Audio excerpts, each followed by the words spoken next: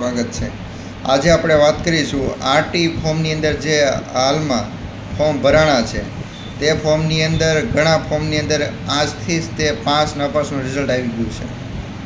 તેની અંદર આજે જે લોકોને મેસેજ એમ આવ્યો હોય કે તમારી જિલ્લા લેવલે અરજી મંજૂર થઈ ગઈ છે, એનો મતલબ એમ કે તમારા ડોક્યુમેન્ટ છે એ ઓકે હશે, તેથી તે ડોક્યુમેન્ટનું કામ પૂરું થઈ ગયું એમ સમજી લેવાનું। એટલે કે તમારું હવે સ્કૂલ લેવલે કામ અધૂરું રહ્યું છે। અને જે લોકોને એમ મેસેજ આવે કે તમારી અરજી રિજેક્ટ થઈ છે તો તેનું કારણ આપેલું હશે। અત્યાર સુધી મારી પાસે એક કારણ આવેલું છે જેની અંદર આવકનો દાખલો ગ્રામ્ય લેવલનો હોય તે ચાલ્યો નથી।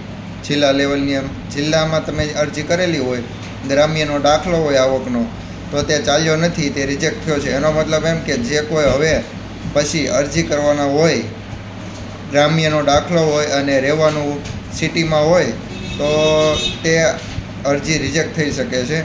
એટલે જ્યાં રહેતા હોય ત્યાંનું રેશન કાર્ડ હોવું ફરજિયાત છે અને એડ્રેસ પ્રૂફમાં આધાર કાર્ડ એક હોય તો ચાલશે। હવે જો બીજો કાંઈ પ્રશ્ન હોય તો તમે કોમેન્ટ બોક્સની અંદર કોમેન્ટ કરાવીને જણાવી શકો છો।